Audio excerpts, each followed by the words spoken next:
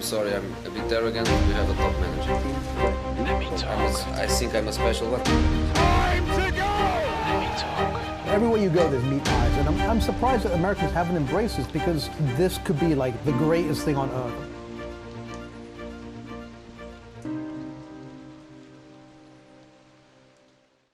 We are now incredibly grateful to be joined by someone who can only be described as a branding, marketing, and all-around content creation Swiss Army knife, a key piece in Nowhere FC's meteoric rise in the world of football culture, which has most recently included one of, if not the most successful kit rollouts in the history of the game, in conjunction with Venezia FC, a native of our favorite city, our mother city, Seattle, and an avid supporter of Southampton, Matthew Chernicoff.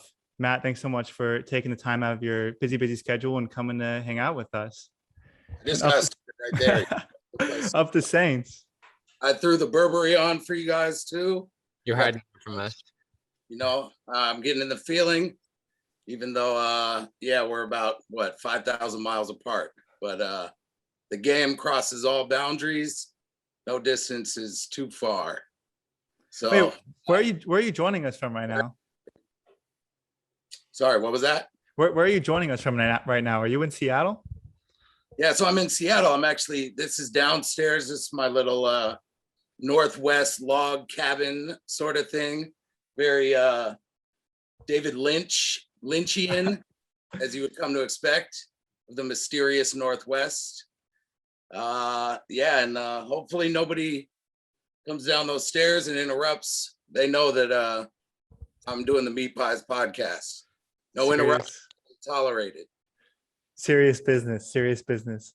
Well, so we had to start in Seattle. That's where everyone on our podcast met. It's really where we sort of continue to grow our love for the game. But for you, that's really home. And so I guess we wanted to hear a bit about what it was like growing up there and how that city shaped sort of your love for not only sports, but in particular soccer. As we know, it's one of the greatest soccer cities, if not the greatest in the country. Yeah, I hadn't really thought too much about it. A lot of people played when we were young. Seattle had this really good sort of community center-based setup. So while, of course, you had the select programs, Olympic development, a lot of quality sort of collegiate players, mostly coming from the suburbs. Within the city proper, you had these community centers. You know, it was Capitol Hill, it was Queen Anne, it was Mount Baker Lakewood, it was Montlake, Van Asselt. And so at the youth level, a lot of people played, man. We would wear the sweatpants under the shorts, and then put the shin guards over the sweatpants. That's a real Seattle thing to do, because we played in the rain, man. Like, it was a fall sport. We had all these Centrex fields. Do you know what a Centrex field is? It's a combination of clay and rocks. And because it drained a little bit better, you just couldn't have grass, man. You'd be playing in puddles all day. So I remember playing on Centrex, and it was funny because we used to do these exchange programs with some of these really good clubs in Vancouver, BC, surrounding areas, Surrey, White Rock, all around British Columbia. We would go up there and we would play them on these beautiful fields, just like manicured, perfect grass. They would beat us like 5-0. Then they'd come play us, and on the Centrex, we'd beat them like 10-0. The ball, you have no idea how it was gonna roll. You had no idea. You couldn't place a weighted pass with any level of confidence unless you practiced and played on these fields all the time. So we use that as an advantage. There's more too. Like, it was my favorite sport growing up, definitely.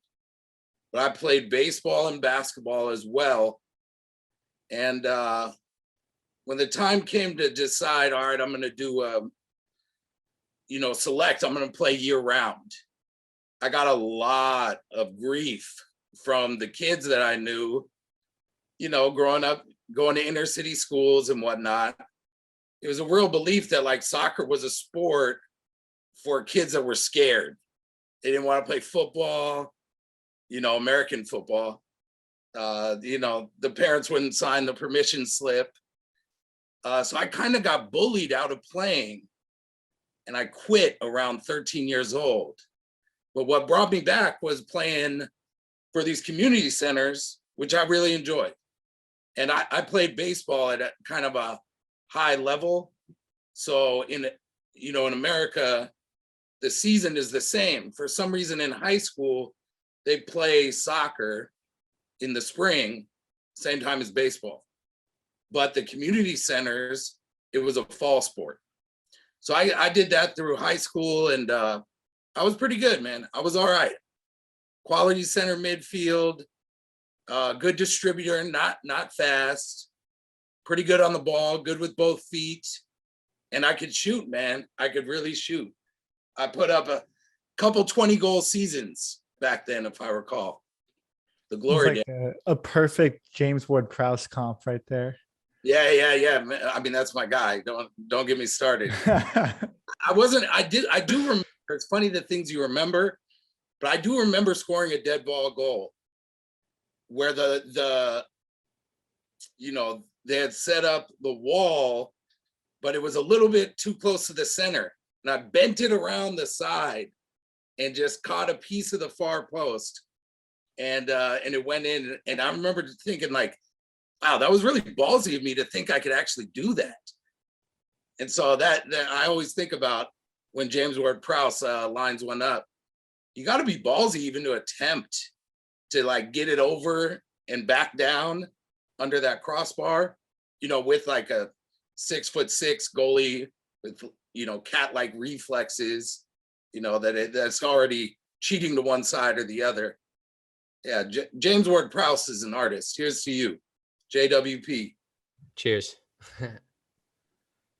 Sorry, I'm drinking my tea here, fellas. I love this. The benefits of being in Seattle. A lot of Japanese groceries. Get that good tea here. Oh, totally. We're very well acquainted. You guys know about a Wajimaya.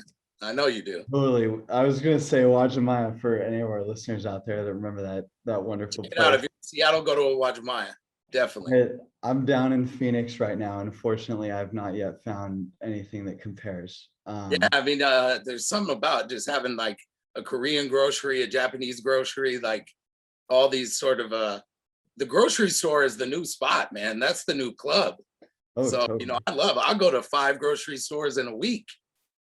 Just, take a stroll, see what's going on, get in the mix.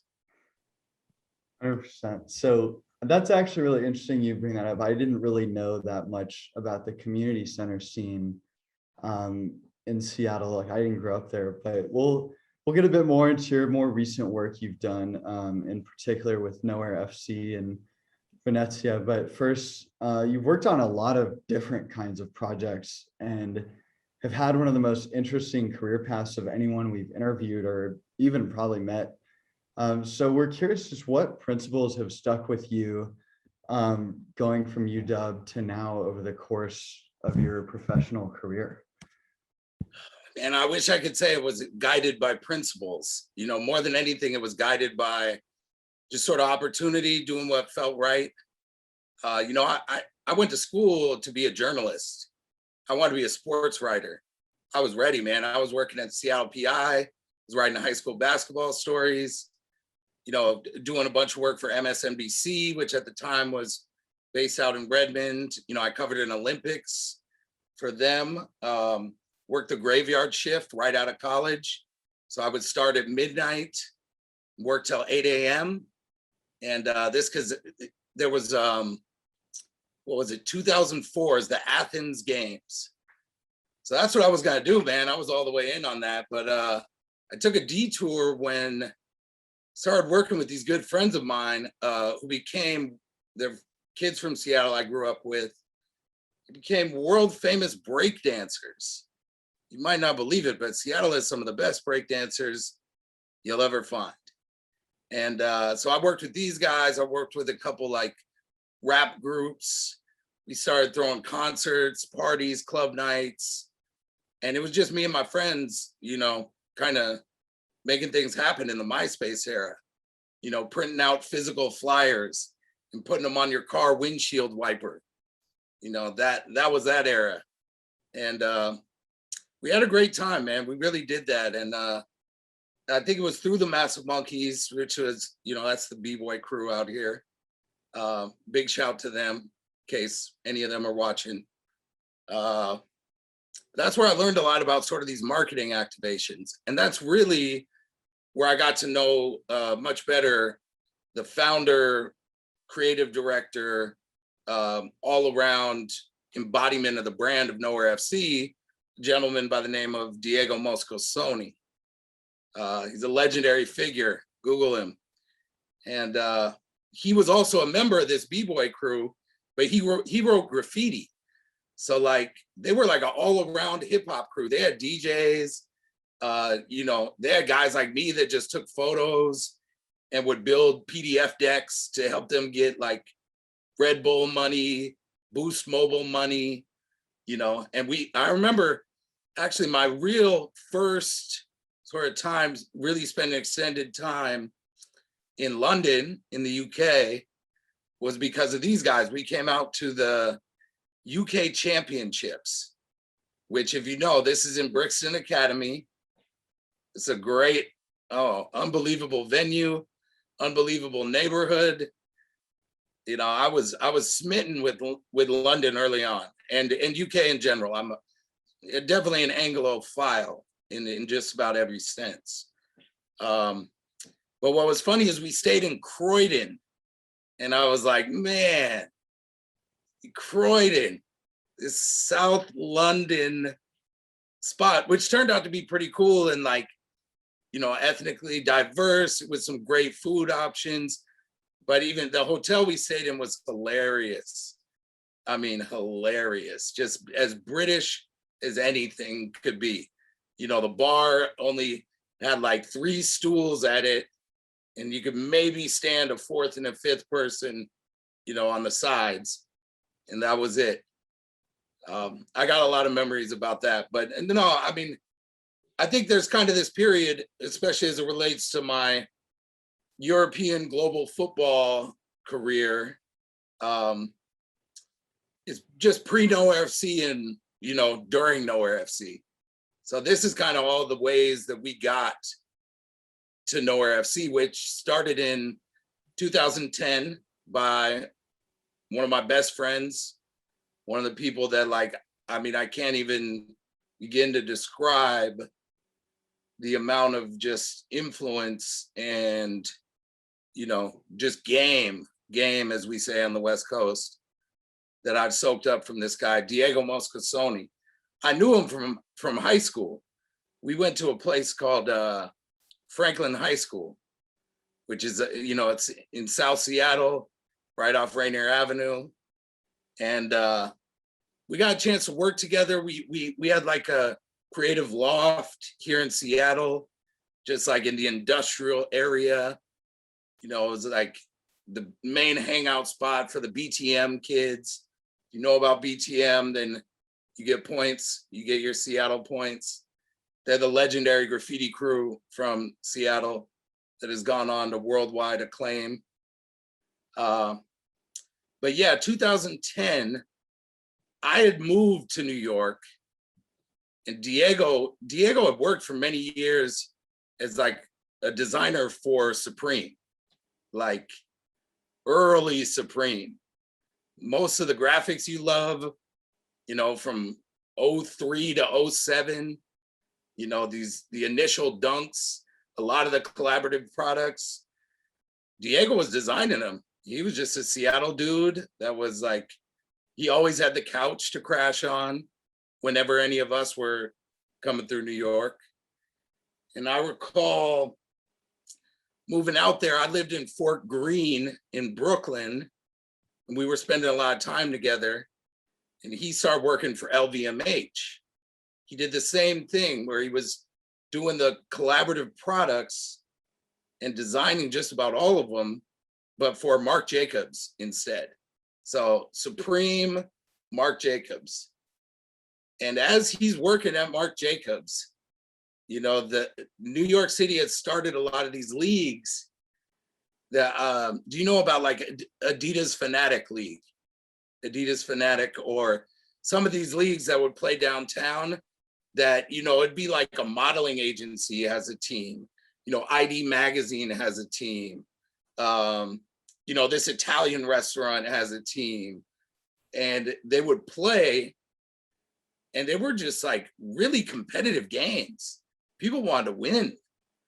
I was like, I was shocked about this, just going out there and seeing that.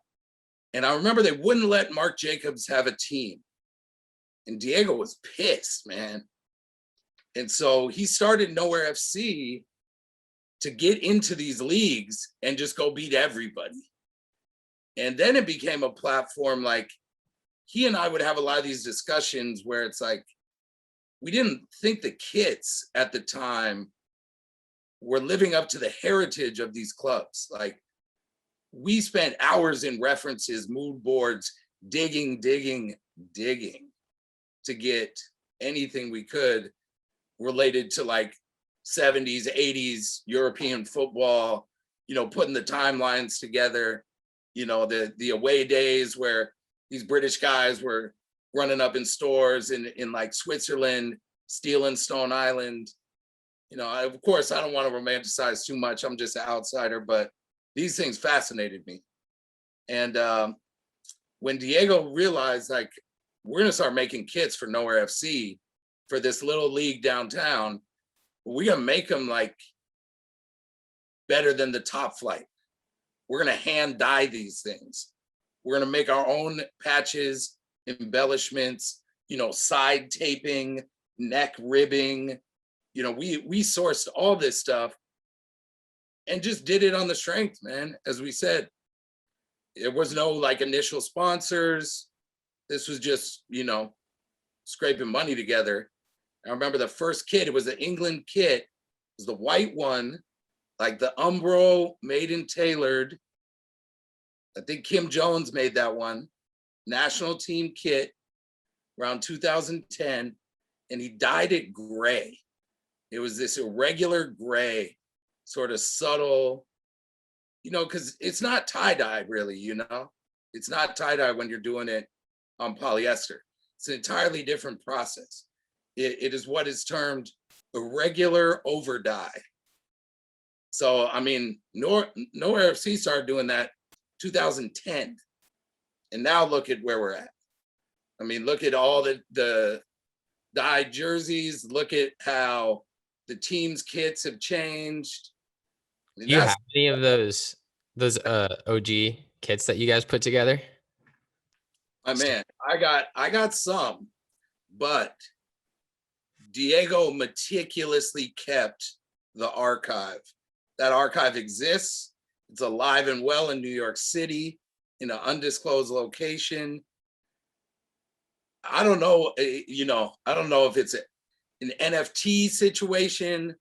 I don't know if the MoMA needs to acquire this collection, but I mean, there's Nowhere FC stuff. Like, we were just in the test lab doing crazy one-offs. We'd spend 2 weeks on one jersey. 2 weeks on one jersey. We'd do 12 different dips on a dye, hand dyed. And then, you know, in the bathtub and wash it out ourselves, use our own washer dryer. I mean, this was like, it felt like being in the factory, you know, and Warhol was calling the shots. You know, Diego would hate that I'm invoking a name such as Warhol, but that's the way I felt about it. Just being a kid from Seattle that like never expected to do anything half as cool as that. And as influential, truthfully, because it's a shadow thing. You know, Nowhere FC is not necessarily on the tip of the tongue for every mainstream world football outlet, or football fan.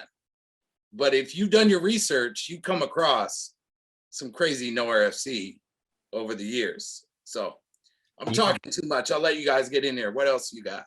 Well, I just want to hear more about, just kind of the development of Nowhere FC. I mean, you can find Nowhere FC kits in FIFA now with EA Sports and everything like that. Can you just... And that was great. We were talking about that early on, man. We were talking about the metaverse. We were talking about digital clothing, selling digital clothing, taking 3D renders, ghost kits, tech packs, putting those out as products. Because, if you're a small do-it-yourself sort of arts-based organization, the times that we really made money off this was when we did special collaborations that were branded. I mean, you might have seen we did it for Jameson whiskey. The big one we did was for Avery Dennison, 2014. That was the next big real watershed moment. 2014, it's a World Cup year. We're in New York City, and Diego puts together a program, where Avery Dennison is the producer of the badges, names, numbers, the embellishments, so to speak, the things that are added at the end, these kind of things. We partnered with them directly, and we sampled literally hundreds of badges. We did something called the Motherlands, where each team in the World Cup, we found a deity figure or some abstract concept that fans would pray to, and we made a badge out of that. So we made tons of these badges, and then we went and got a bunch of blanks, all kinds of blanks. We didn't have a Nike relationship at the time. We were wide open. So we got our hands on blanks because 2014 in New York City, it was different. Like these marketing sort of football agency types, they just let you get your hands on 100 pieces, Umbro stuff, blanks, different colors. All right, cool. Here you go. You want to do some experimenting. And we opened the first concierge lab, football concierge. And it was right down there on Forsyth Street, Chinatown, right next to Lionsgate Field, which if you ever go to New York City, Lionsgate Field is where the action is football-wise. And we would bring in appointment-only influencers, celebrities, downtown cool kids, and let them make their own kit with as many or as few embellishments as they wanted. So it got crazy, man. Even then, 2014, instead of letters for the names on the nameplate, we did emojis. We put emojis all over the back of kits in 2014. I mean, you should have seen just the stuff that was made that summer alone is like, it deserves its own coffee table book, straight up. Well, and the cafe's still open, right? Well, yeah, I mean, that basically it segues nicely to the cafe because we got the lease temporarily. We made friends with the owner of the building. He loved us. We did this summer activation, only supposed to be a couple, 3 months, whatever. Diego turned it into a long-term lease because it made total sense. In addition to this concierge lab, we did these viewing parties all over New York. So match watching parties where we'd have a DJ and the DJ would play during the match. If there was a crazy shot on goal, a crazy save, they would drop in some like air horns, quick little scratches, 10 to 12 second little song snippets. And then we would do a dance party at halftime. this was a format that worked, man. I'm telling you, this one worked. Those are some of the best parties I ever saw. But yeah, at the end of this, Diego creates the Football Cafe, which is another FC production. And so this was like 2015, I think they opened it. I mean, this guy got a real like architect. It was it was tiny. It was a broom closet, but it was immaculate. You know, like the architecture students, they were sprung. It became this real like epicenter in sort of the way like things happen in New York. This happens where people will just randomly stand on the sidewalk. You know, you order a drink, you hang around for 2 hours. You know, we put TVs facing the street, which is like a New York tradition. Big screen TVs facing the street. And we would show games, just random games, an Arsenal game, you know, United versus City. And you'd have 30, 40 people just stand there and watch the game, posted up on their bicycle, you know, sitting on a stoop, whatever, leaning on a fire hydrant. Football Cafe was a great, great time, man. So that ran for a couple of years, honestly. It was a great business. It was really sort of a proof of concept to be like a franchisable operation. That's what it was. And to this day, Diego is considering different international markets to bring the Football Cafe back. But what closed it a few years after it opened, I was back in Seattle. I was working at Microsoft. I was working at Xbox. I was kind of like, you know, trying to get paid on this tech money. You know, I really was interested in that. There was some good opportunities here in Seattle, so that's what I was doing at the time. But Diego kept that rolling, man. And I was always so impressed. The branding of it, you know, it was like this superfood cafe. So they're doing these like smoothies with bee pollen, bulletproof coffee. Again, years before, you know, we saw this just become like fully normalized.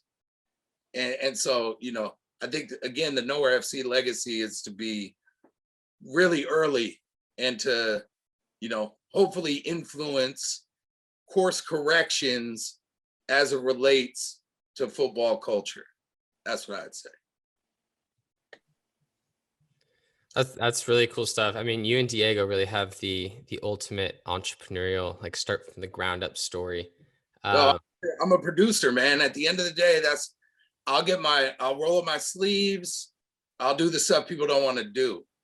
And you need guys like that in the crew, man. I'm like a number 6, just dirty, you know, preventing goals, going forward sparingly, very little glory. But, you know, I'm working with a world-class striker up front. Mm-hmm. Oh, man, my guy Diego. Yeah, you know, in Seattle, we talk very reverentially about him. And that's the way it's always going to be. And, you know, at that point, even kind of where we end up on the timeline, that's when we start working with big clubs, like for real big clubs. Jim Pelota, the owner of AS Roma, that's where it started with these clubs. You know, and of course, we did some stuff for MLS. We did some stuff for Red Bull. Even did some things for the Sounders. Did some small things for the Sounders. If you ever want some crazy stuff, like, I don't know if I can speak about it, but do you guys remember the Deuce dollars when Clint Dempsey was signed to Seattle Sounders? His first game, we were behind as a total shadow operation. We didn't have our name on it or nothing. The stamping of $2 bills and releasing them at his first match, you know, what at the time was called, I think, CenturyLink Field.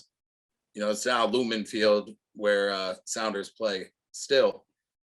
But the reason that I thought you might remember it is Alexi Lawless got one, and he gave it to Grant Wall from Sports Illustrated. And Grant Wall wrote in his column about Clint Dempsey's first match. He started, his lead in the column was about this $2 bill that had like Clint Dempsey's face on it and then said, "Now here." You know, we would put subtle Nowhere FC references into things. Now, I don't know if I'm supposed to be talking about that. I mean, technically we defaced a little legal tender right there, but yeah. And then Grant Wall from Sports Illustrated gave it to Clint Dempsey in the locker room at the end of the match. And then the joke was, you can find this article, it's out there. It's pretty easy, actually. Dempsey asked if they were going to pay his full contract in these $2 bills. Boom, there's the anecdote, you know, the little vignette. And yeah, that takes me a little bit off course, but we worked with some clubs. It was smaller, it was local, you know, it was America. But man, when you saw the article right now, see if I can find it. But keep yeah, going. pull that up. Grant Wall. You can even just search Deuce Dollars. I think that was kind of what became the name for it. And there was other brand activations. I mean, the truth was, we were making jerseys. We had to charge $600-700 a jersey, and at that time, I mean, that was an absurd idea. You know, nowadays it seems actually kind of effective. You know, nobody really respects anything unless there's a high price tag, right?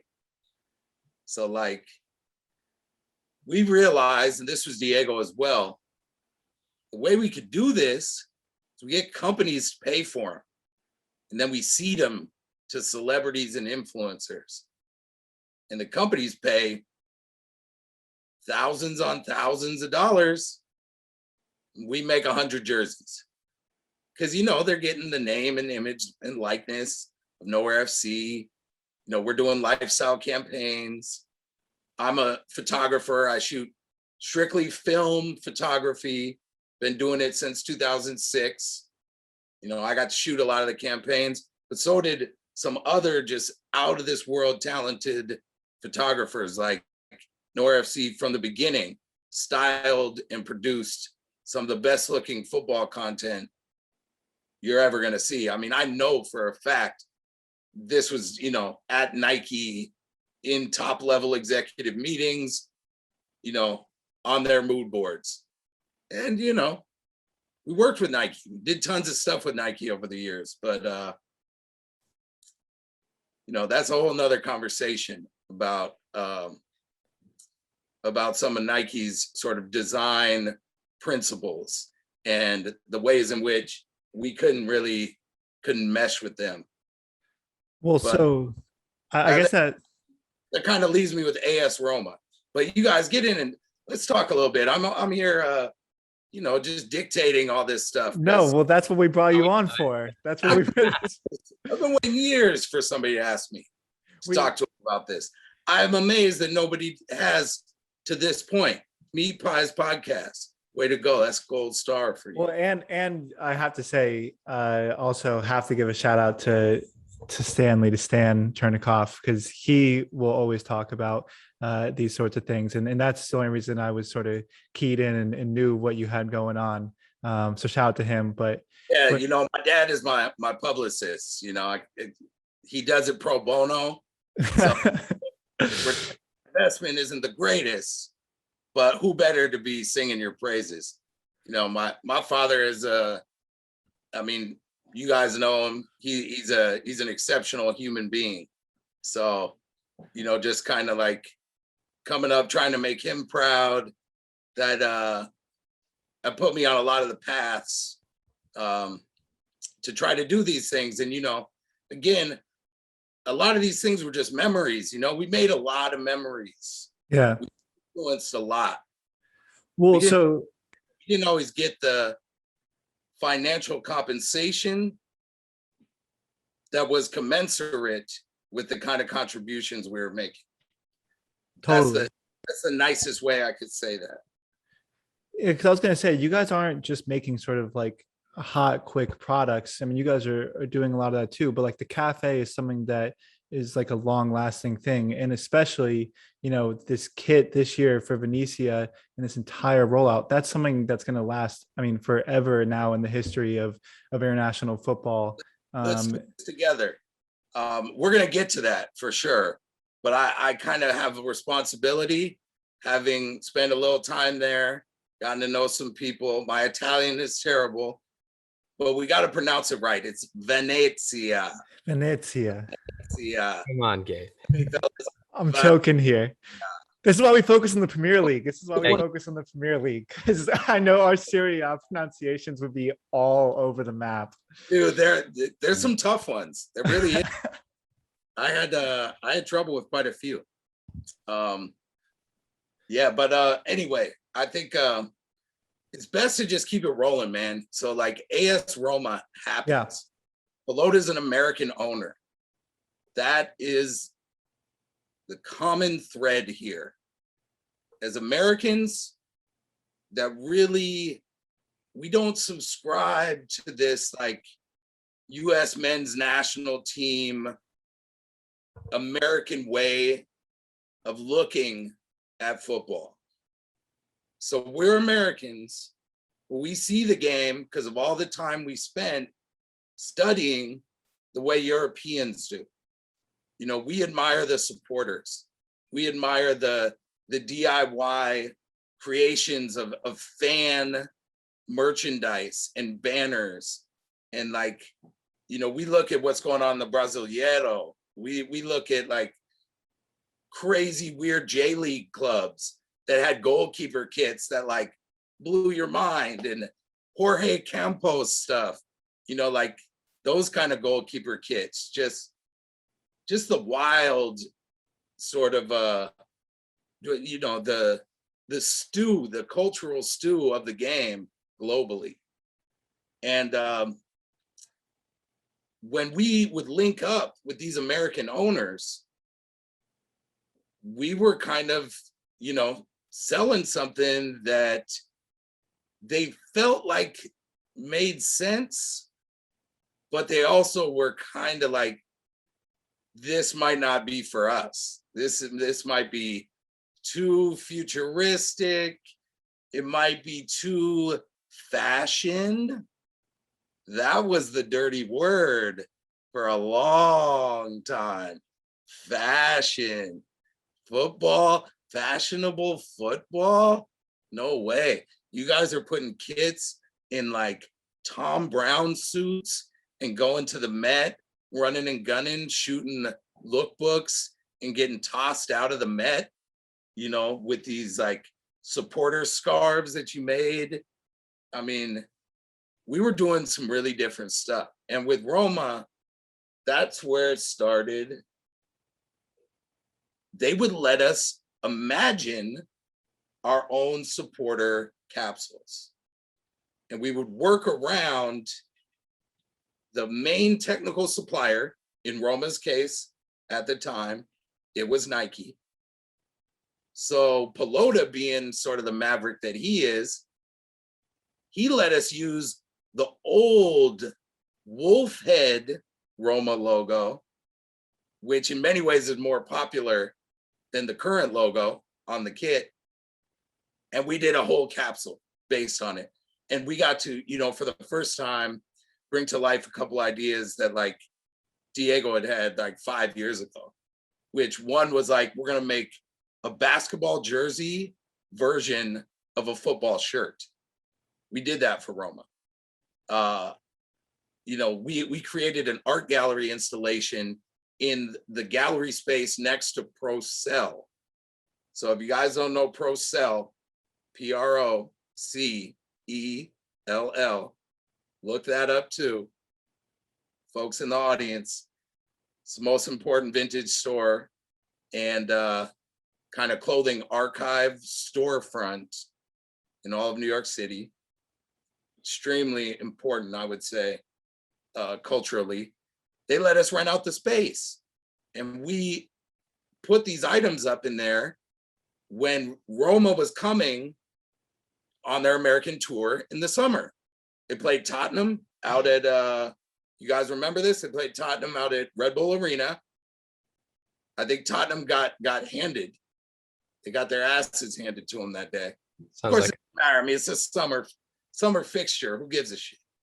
But you know, pardon my swearing if that's a problem. No, you're all good. You're all good. Okay, cool. And yeah, it was great. We threw these, you know, we didn't sell much, but they didn't care. It wasn't really about selling. We gave them away to the people that mattered once again. And we did these parties there, man, where it was like Joga Bonito in the streets, Brazilian 1998 in the airport style. Literally, dudes, and this was really the most important thing to me as Nowhere FC developed. It wasn't about organized football. It's about kicking the ball in the street, doing silly juggling stuff, playing a ball off the side of an 18-foot truck and using like the laundromat awning as a goal. I saw some of those videos, by the way. I saw some of those. Like climbed up on the awning and was serving balls down in, someone else is heading it across Delancey Street. And, another kid's climbing up on like a box truck and is hanging off the side of it, like seeing how many times he can juggle. This was, to me, what it was, they were stunts. It was like a skate video. Skate videos for football.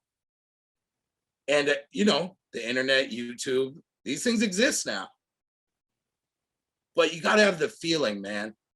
And that's what it was. I mean, these dudes, these are just regular people that are like New York models or bartenders or DJs or whatever. Anytime you pull a ball out, I always call it a football in inappropriate places. People love that. They love that. We're blocking traffic. Everybody wants to jump in. They want to get a touch. They want to, and we're just playing the most basic game there is. Don't let the ball touch the ground. You spend hours doing this, hours. And you see like super important New York celebrities walking by and they want to get in and they want to, get a couple touches and then go on to like, Tao or the Standard to their plans and, bottle service.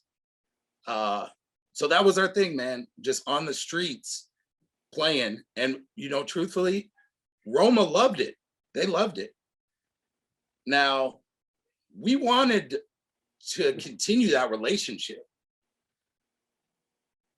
We weren't able to. Things went south with Pelota's ownership group. That left us in the lurch. Nowhere FC pivoted to Inter Milan, which pissed off a lot of people. People thought like, oh, Nowhere FC, they've aligned with Roma. That's their Italian side. Because, you're coming into Italy. Can't just be jumping between sides and clubs like that.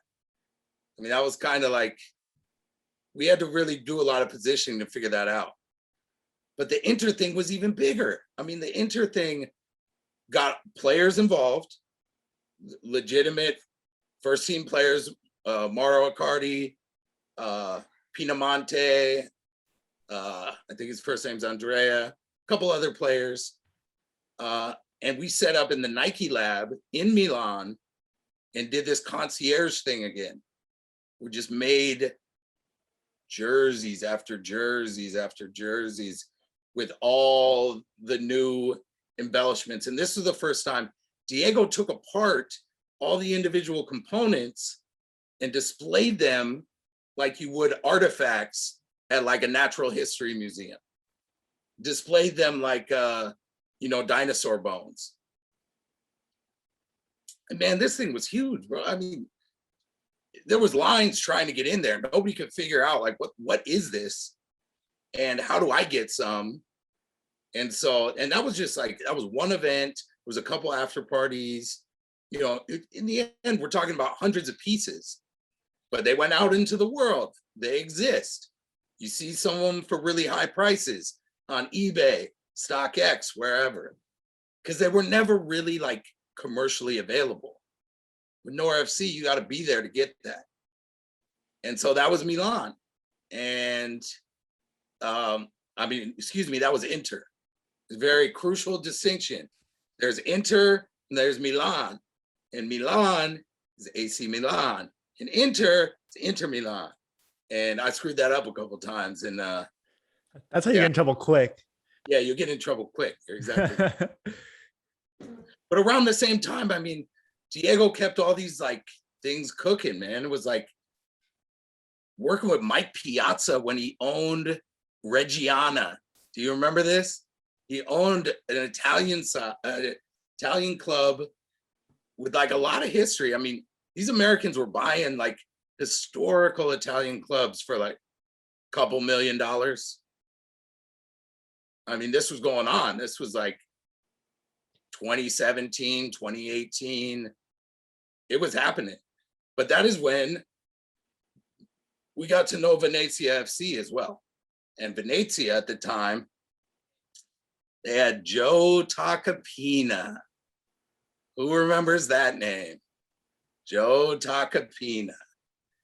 It's a real interesting, like, larger than life football character.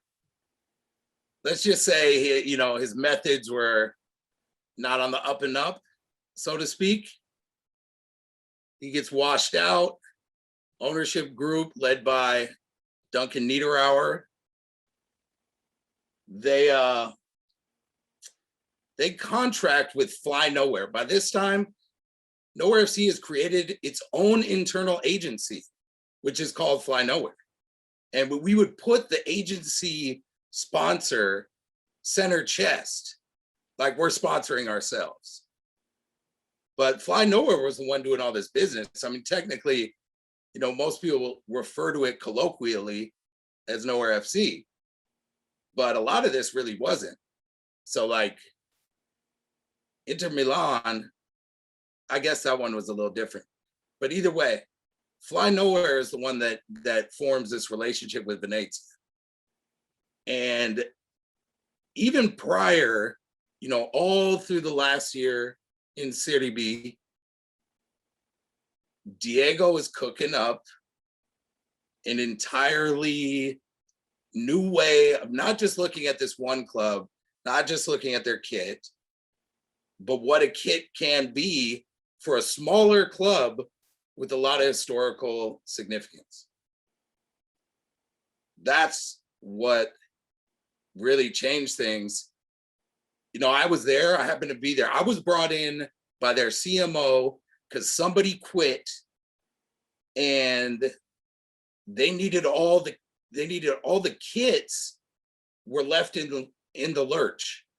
So like I had to fly out there in the pandemic, figure out all the inventory. And I'm not just talking about first team inventory. I'm talking about Primavera, all of the youth sides, the women's team, the camps, and everything that would be used on retail. I gotta figure out the EAN codes for every one of these SKUs, because we're not just talking about the kits, we're talking about every piece of training apparel, from the pennies to the socks to the bags, the duffel bags that they bring on the coach. You know, these items, I mean, it was hundreds of thousands of SKUs, and I'm just pulling all-nighters trying to figure out, okay, this has been paid for, this has been paid for. All right, I get to the bottom of all that. Then we have to determine quantities for all the embellishments. Again, the embellishments, so the badges. And if you've seen those Venezia kits, it's not just a badge and a Kappa logo. You know, you got center chest, you got sublimated graphics, you got another flag, you know, that we would call an ornament. You got a back neck ornament. You got the names and the numbers.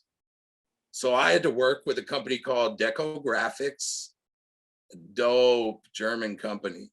Man, they do almost everybody in Serie A's components. You know, we made the badges in Japan. You know, we made the heat transfer center chest like in this amazing factory in like Slovenia. And the shirts are getting made by Kappa, you know, totally offshore. All this stuff came together over the summer. And even while I was there, the run begins. Venezia in no way, shape, or form was expected to be promoted to Serie A. No, but you could have made bank betting on that even 3 weeks before the end of the season, because it was the most improbable run. I mean, so I was there. I went, you know, it's the pandemic, no fans in the stands. I attend a match, Stadio Penzo, legendary, you know, tiny ground on the lagoon, the furthest end of the lagoon, where the winds blow off the Adriatic Sea and smack you right in the face when you're trying to, you know, bend one in from the 18-yard box. I mean, you can't, there's no cars. You know, everybody's taking boats to the match. Or you're walking out there miles and miles and miles to get there. And, you know, it was closed doors. But what was funny is, even though it's closed doors, it's not nobody there. You got the staff from Venezia, and I think they were playing Chievo, who's a traditional rival. They're sort of close in that like Veneto region. They're up there kind of, and they've had like history together.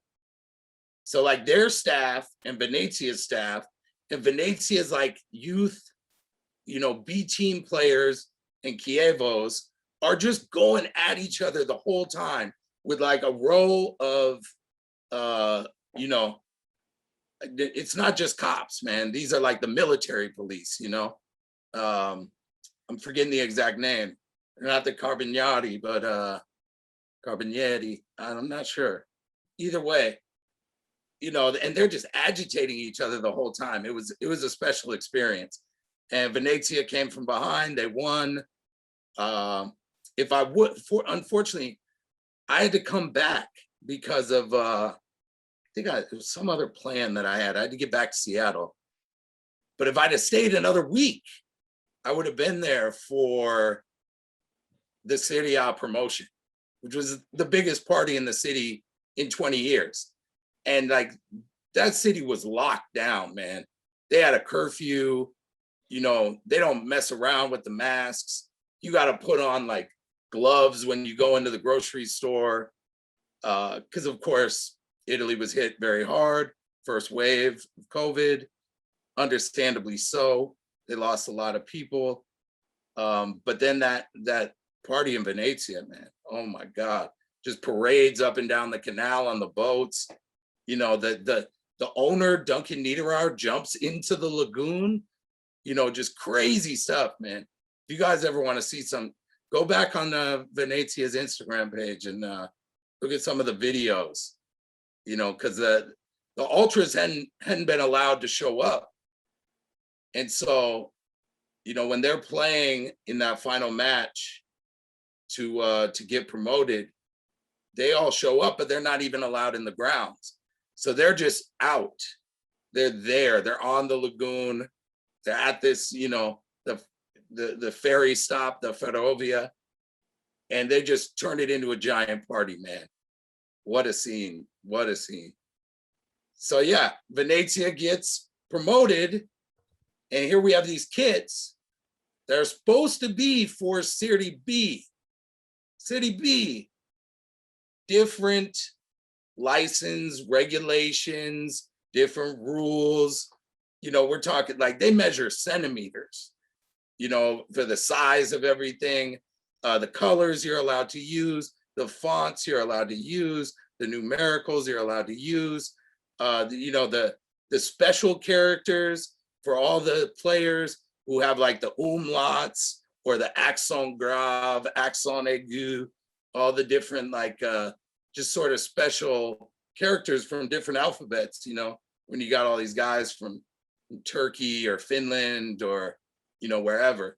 And Venezia had a lot of them. So all that had to get redone at the last minute in the summer. And they were understaffed to begin with. Man, they were understaffed. Woo. But they pulled it off, man. They pulled it off. And Venezia really embraced something that, Diego and I obviously believed in for a long time. An important part of the kit release is the photo showing the kit. If you're just going to put it on a player, put them on the pitch, you've seen all that before. But if you're going to put it on a beautiful Greek model and layer it with various Italian luxury products, adorned by a stylist from Milan, and then this artistic photographer that usually only works with fashion houses, they're taking the photos.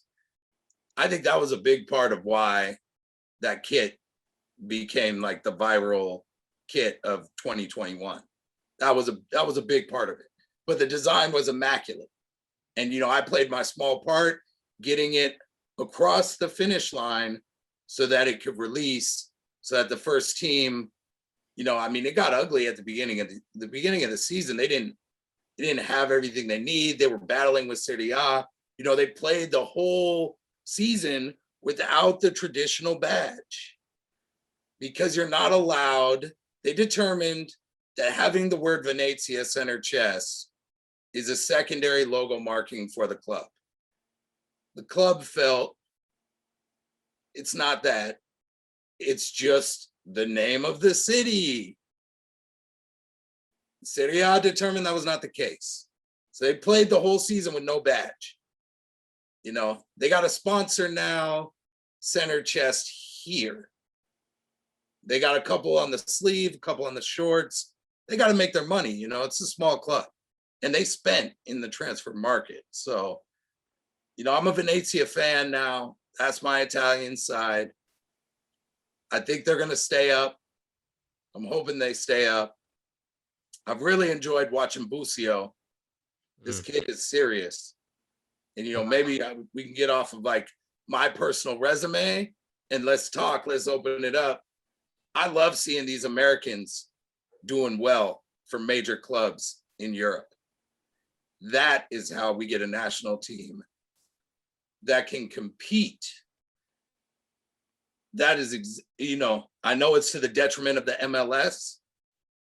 MLS needs to rethink what it is. It's a feeder league. You need to be taking youth from other countries, mainly Central, South America, and from various countries throughout Asia, bringing them here, selling them on.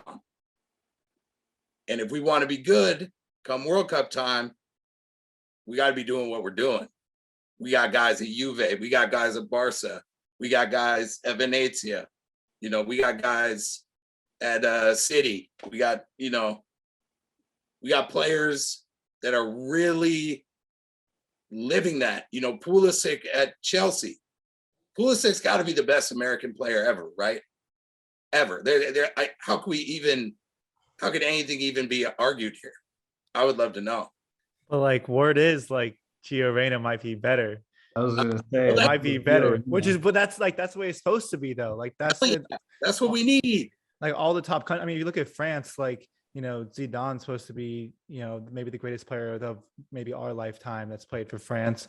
But then Henri's in the same generation, and now they have Mbappe, who, could potentially top what those two have done. So if we want to compete with the likes of France, likes of Brazil, there kind of always has to be that next star, not just waiting in the wings, but kind of playing with the current one phasing out. I think we're getting there a little bit. I know these boys are hoping for a Weston McKennie transfer coming in the next 6 to 12 months here. Way? Sorry? Coming Tottenham's way? Yeah, that's the word on the street, but we'll have to see. I don't know. Well, you guys got my dude Hoiberg. Hoiberg. Yeah, so we're gonna ask you like a little bit about just maybe how you became a Southampton supporter. I know we're running a little short on time here, but definitely just you're the first Southampton supporter we've had on the podcast. So yeah, maybe just tell us a little bit how that came to be. For sure, man. I'd love to. I'm from Seattle, as we know. It doesn't feel right to me to just like jump in bed with a big club. Nothing about that felt right to me. All my local sides here, in American sports, where, we punch above our weight class. That's what we have to do. So in Southampton, I mean, it starts with a deep and genuine love of Matt Letizia. So there is a great starting point. I mean, I don't have to say anything more. Matt Letizia. Then American TV experience changes in 2014. Yeah.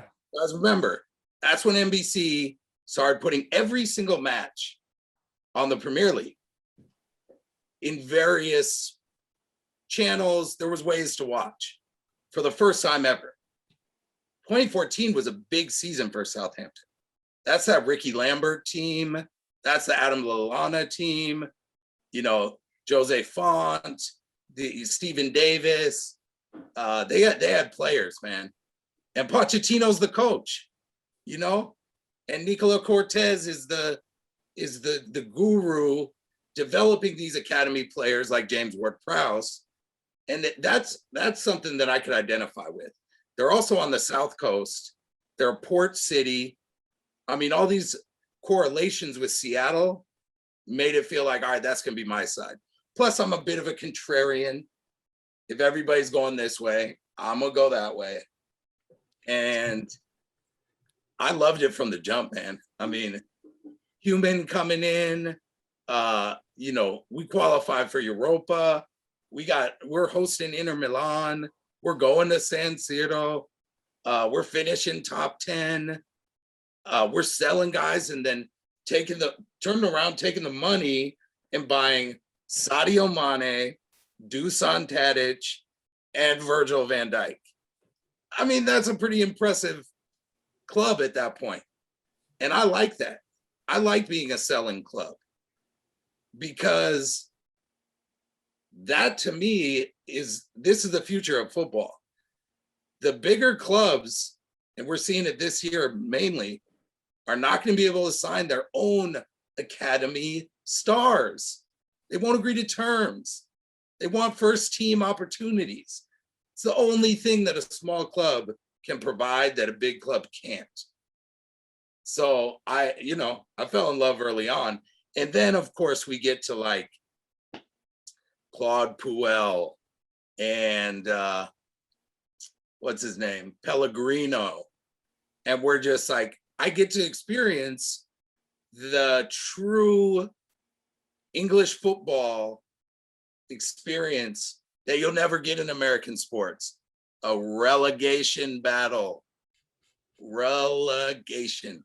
The key to global football is relegation.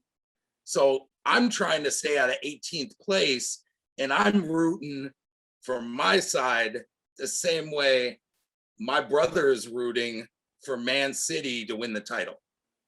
We got just as much invested in the game. So 2014, I picked the side. I've stuck with them since, through ups and downs, goods and bads. On the West Coast is not a great experience. You got games at 4:30 a.m. You got a lot of games at 7 a.m. You got to really be about it to get up and make that happen. And a lot of them are streaming, so it's not like, I'm a DVR and I'm gonna not look at my phone and then I'm gonna watch it at 9 a.m. when I wake up.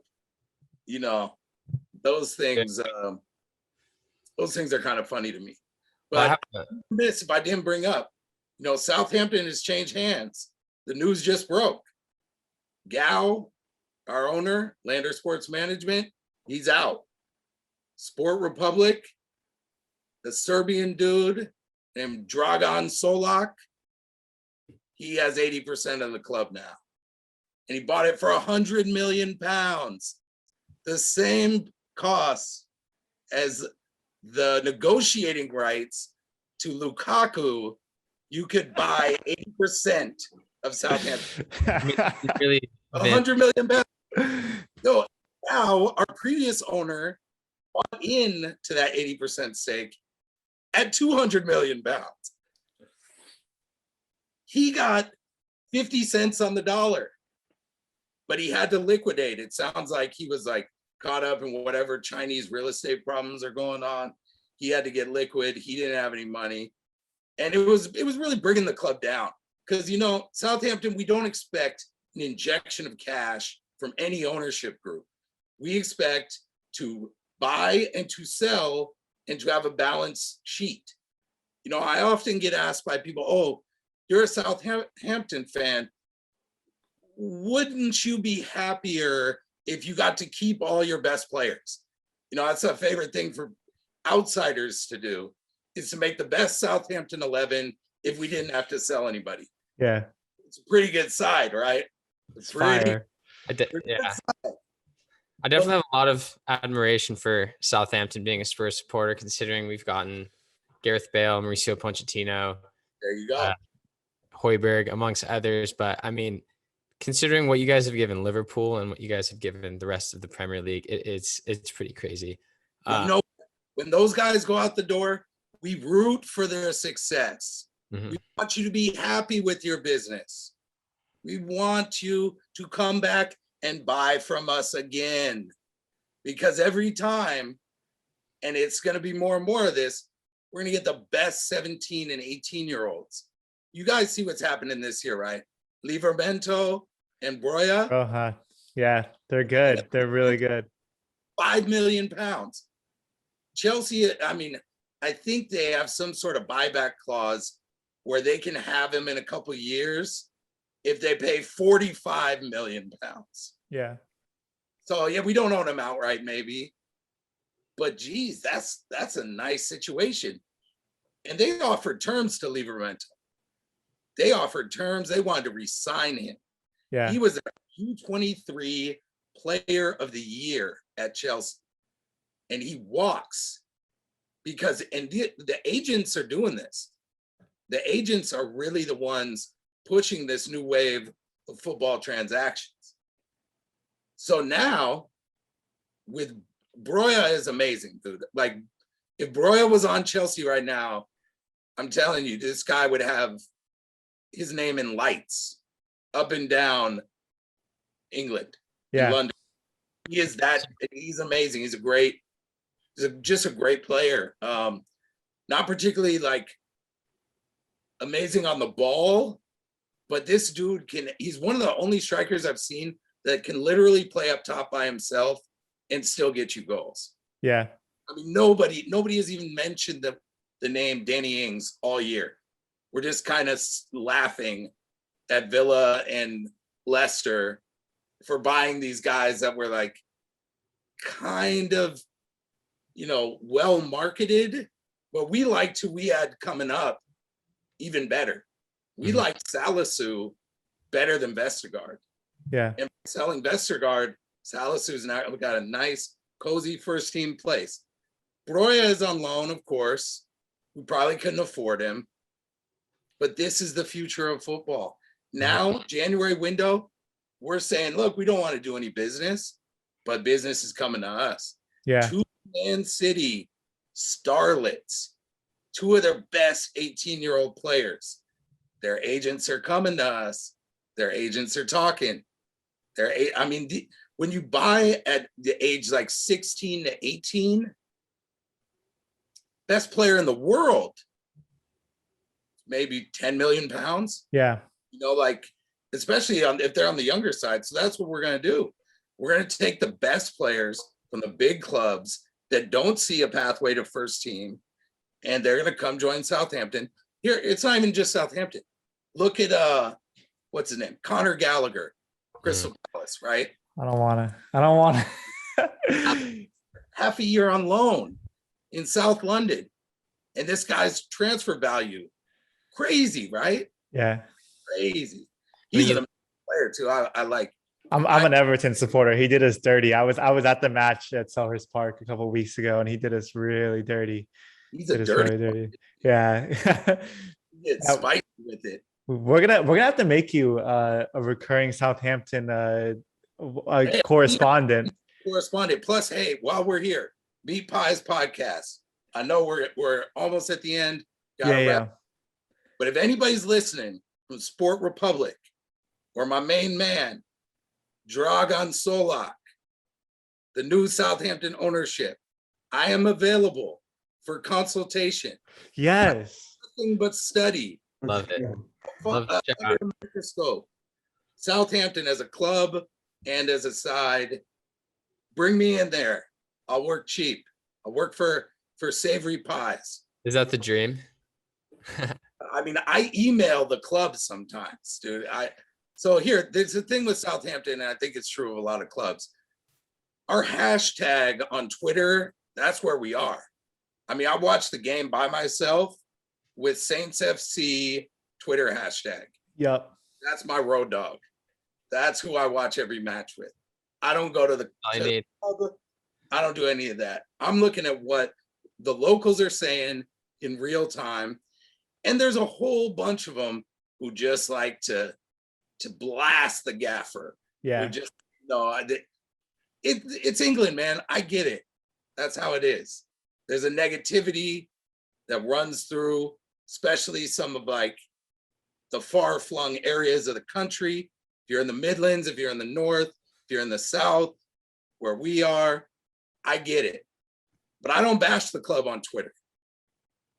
I send polite emails to the media email address. The reception is good. That's actually how you get noticed. They've responded to me a couple times from the reception email. And then I think the third one that I CC is like the supporters email. So I just send in my thoughts, man. I got a lot of thoughts when it comes to my club.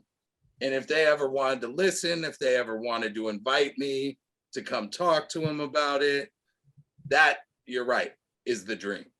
Well, I feel like it can't be like that big of a quote unquote dream, considering you've connected yourself to some pretty successful projects and people up to this point in your career. And even your friends now are like essentially general managing, clubs that are having unbelievable promotions in Serie A and doing good business. So I guess it's a realm of possibility, right? Yeah, of course. The Premier League is cut from a different cloth. We haven't done much there. No FC hasn't. I know we skipped over. I didn't get much of a chance to talk about EA Sports, CP Company. There's tons of additional sort of just no FC stories, but maybe we'll get to them at a later date. Yeah, no, well, I'm serious. We'll have to make you like our Southampton correspondent, and then we can definitely weave in. Obviously, Nowhere FC is not going nowhere, and see, now I'm getting on top of it now, and mysterious organization. It appears dormant at times, but it's always plotting some sort of next like hyperspeed advance to like teleport to the future. I love Nowhere FC, man. It keeps the blood pumping. Well, and the Meat Pies podcast will be on top of it. I know this interview was supposed to be about you, but I have to give myself some credit.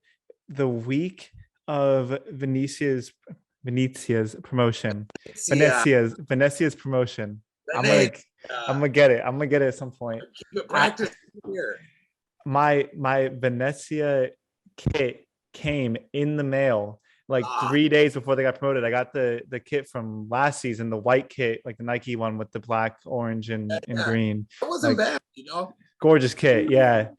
I was kind of happy with how they did that, and that, that really started a lot. That laid the groundwork. But of course, there's a whole nother podcast just about Venezia going from Nike to Kappa. The technical supplier. I would love to hear more about that for another episode. We got to get you back on here. Technical supplier drama is amazing in European football. Yeah. I don't think I'm supposed to talk about that much, but we'll see. I'll consult my lawyers. We'll find a way to weave it in. Either way, we like really appreciate you coming on and Another dropping. next time, No, of Make sure- course. Good. And dropping so much knowledge on us and also just cutting it up. I mean, we really enjoyed it. I appreciate you guys. Let's talk more Tottenham next time.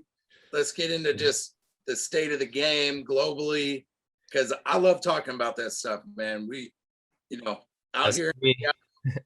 we do that sort of recreational thing, and a lot of the Seattle types will sort of get in the right headspace and talk about these kind of football discussions for many hours at a time.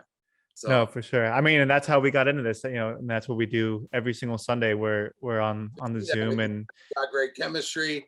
I expect this podcast to just rifle up the I charts. appreciate Once it. they hear Good. the Chernicoff on the guest, I mean that pod is going up to like number 1,770th. 100%. 100%. Well, we appreciate it. All right, Right. fellas. Thanks so much. Thank you Let's so go get much. some dinner. You guys have a great night. Take care. Best your families for 2022. You as well. You as well. All right. Take care. Peace out, fellas.